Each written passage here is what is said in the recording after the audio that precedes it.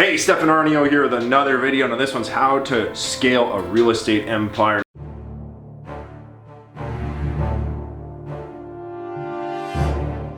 Now real estate, guys, is one of the best ways to build wealth. In fact, when I'm thinking about it, I don't even know how someone retires without real estate. It just doesn't even make sense to me.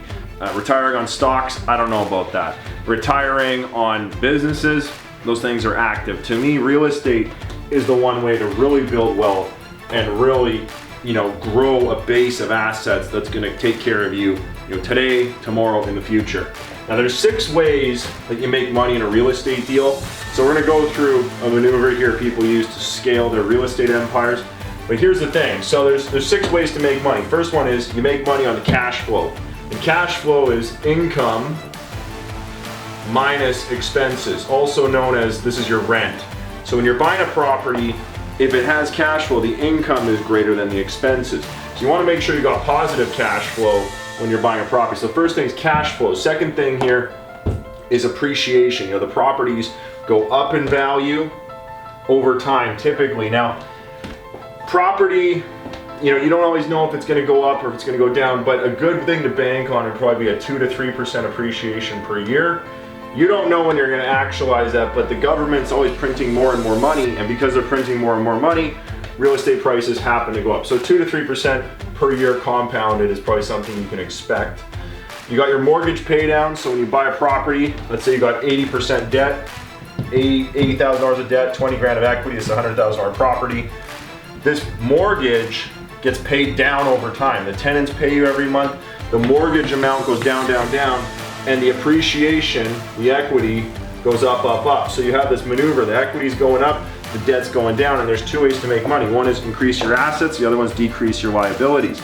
That's how you make equity here. So we got appreciation, we got mortgage pay down. I love this. This is one of the major reasons why I invest in real estate. I'm 33 now, I'm young. I get properties today. I sign up with a bunch of mortgages 30 years from now, all paid off. Lots of equity, lots of cash flow. Number 4 here is leverage. So leverage is where the bank will give you 5 to 1 on what you're lending, what you're borrowing. So in this case, you got 4 to 1, 5 to 1. The bank is giving you more money to purchase more property. So this is using something that isn't yours. 4 to 1, 5 to 1, 10 to 1 leverage, whatever the leverage is, you can use that. The next one's depreciation to shelter your cash flow tax-free. And then we got equity on day 1. So when you buy the property on day 1, there's built-in equity. Now, this maneuver here, let's say you buy 1 property.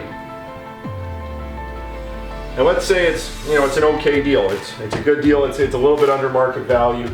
Let's say it cash flows. It's got all these things: leverage, appreciation, depreciation. This one little property, you buy this over here in year 1, let's say. This is year 1.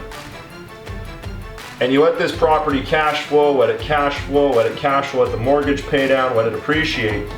And then you get to this point in 5 to 10 years, and this is the magical time frame. In 5 to 10 years, you've owned that property long enough that the mortgage is paid down enough and the appreciation is taken off enough that you can refinance it, pull out enough money for 2 more properties.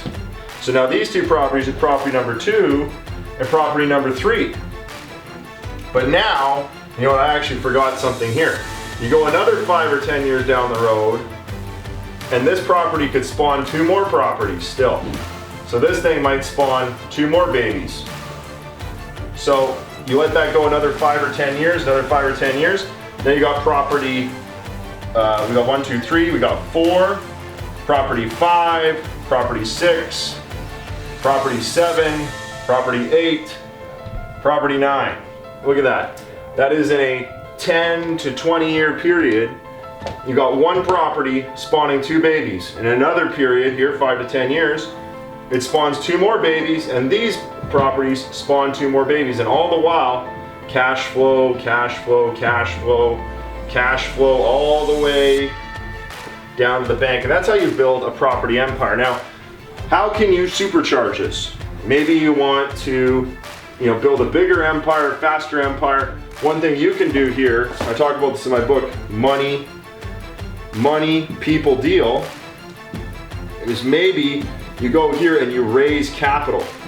So if you raise money and you inject it here, that's one way for you to really grow this. There's guys like Nate Paul down in Texas. He's a guy who raised a whole bunch of money from pension funds. He used that, became a billionaire in a 10-year time frame. So this is how you build and scale a real estate empire. Starts with one property, that spawns 2 more, that spawns 2 more, 2 more, 2 more, and over time, you got a huge asset base. I'm Stefan. Like, share, comment, subscribe to my channel. I'll see you on the next video.